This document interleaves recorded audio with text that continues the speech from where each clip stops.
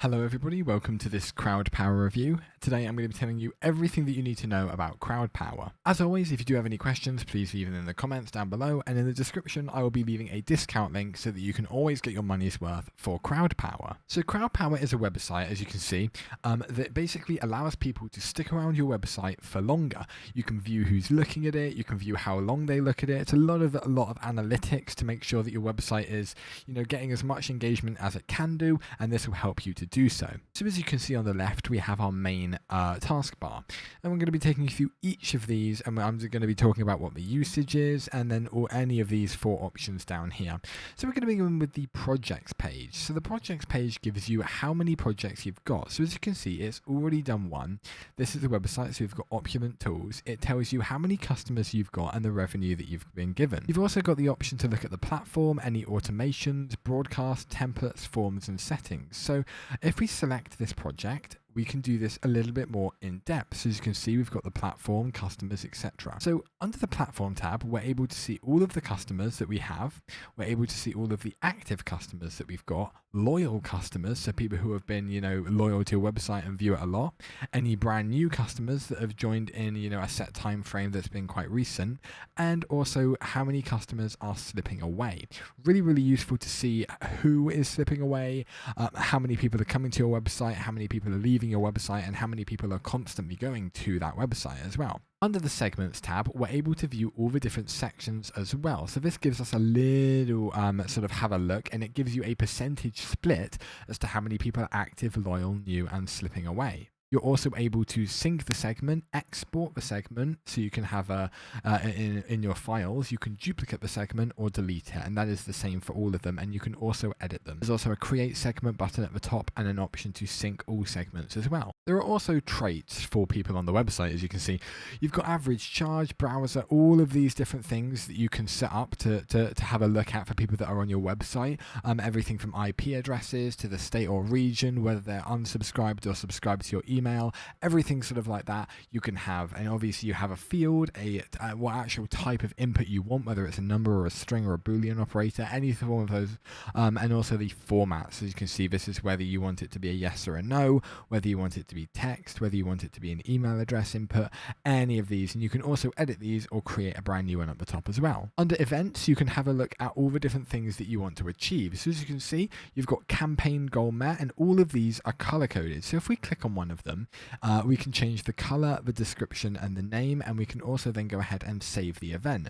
When that's done and heading back to the events page, you have all of the ones that you've got. So as you can see, form submitted, campaign message opened, any of these are events that people will do on your website, and you can color code them to make it, look quite nice for them. Under more, you can view the view performance or delete the event.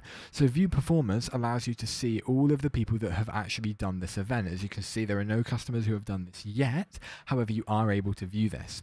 Then if we go to tags, you can see the tag to label your customers. So say somebody who is loyal, you can give them the loyal tag. And this is a really easy way of keeping track of what type of people are accessing your website. And then under exports, your customer exports will appear here, where you can view all of the information about customers that you've decided to export to your computer. Now moving on to automations. This is where you can create automations to send messages to your customers, as you can see.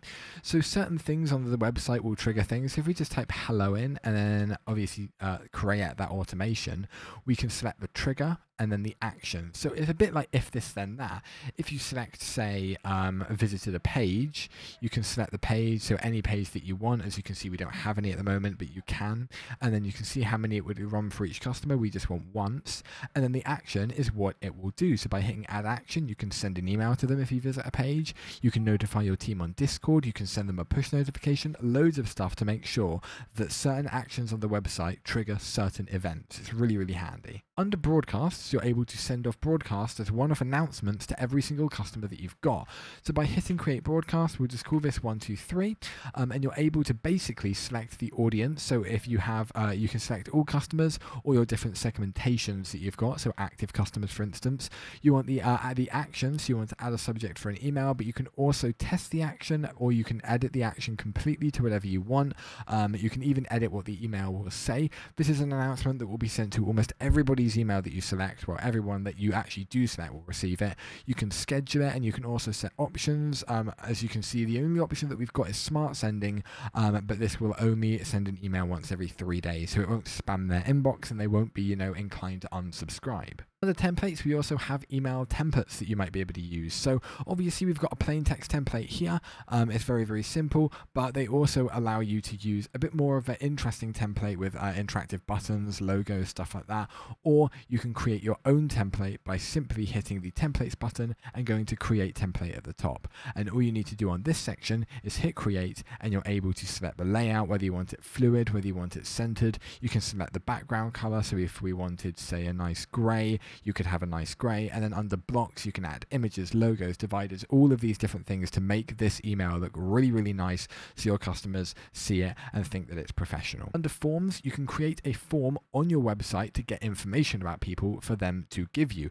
So say you wanted to get someone's email or something, all you would need to do is hit the create form button, and you are obviously going to put in the input things that you want, so the name of the user and the email of the user. You can obviously add more, you can have anything you want, because obviously there's short text and long text or checkboxes, so you can gather age, any information that you need for your users for purposes. This is where you can gather it, and then you can also set the color of the form, and then also some settings such as the layout, the font, labels, all this sort of stuff. And then under settings, you obviously have your API key, which I will refresh after this video. You can have application keys so that you can use them as well. You obviously have a public and a secret key that you've got for the API. If we go to sending domain, this is where you can add a domain name to send messages from your own domain. So if you wanted this to not send from your personal email and instead send from a custom sort of web address that you own, this is where you would put it and you would add it. And you can also use the advanced setups such as this. And then you also have adding senders. So you can add multiple senders and select one for each email. So every time you email something to people with an automation or a broadcast, it doesn't always have to come from the same email. It could come from another person if you have numerous people and one person is, say, head of one aspect of the business and another person is ahead of another. If the aspect that one person wants to send out, you can send that from their email address. And if an email is regarding the other aspect of the business, you can send it via the other person's email. Under the custom blocks tab, you're able to add reusable custom blocks to add to your emails or templates. Under integrations, obviously you have all of these different things that you've got. You've got a really nice amount here: Calendly, Discord, Slack, Stripe, Twitter, all of these sort of things that you can obviously add to your website, and also have push notifications to send to people who are on it. And then also finally, we have options and installation.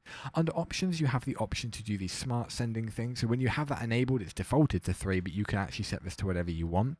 You can have a session timeout after a certain amount of time so people aren't just sat on your website giving you false analytics.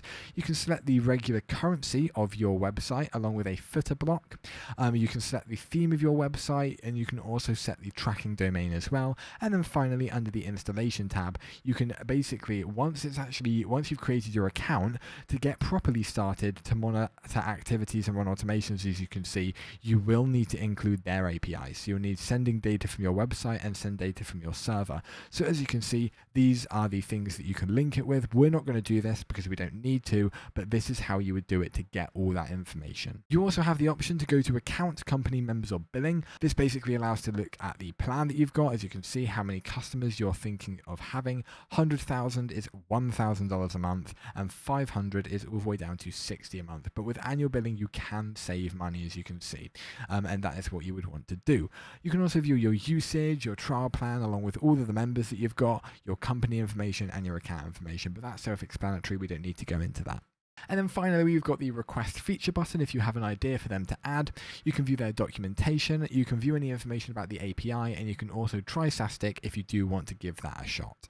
And that about concludes CrowdPower. So do I recommend CrowdPower? And the answer to that is yes. I really like the amount and the seamlessness of the website. I think the way it's designed is really intuitive and user-friendly. The amount of options that they've got for you to get on with is really good. The free trial for 14 days gives you access to everything you need. And even if you're quite new to the thing or don't really know how it works, the Getting Started tab will really help you out, almost giving you a checklist to complete so that you know what to do next. The ability to add automations and broadcasts to send to everyone is really handy. It basically means that you can actually be quite communicative with all of your audience and your customers, which I think is really useful and also incredibly important when you're running a business or a website. But apart from that, I really do think this is a very good website. Thank you again for watching, and I'll see you next time.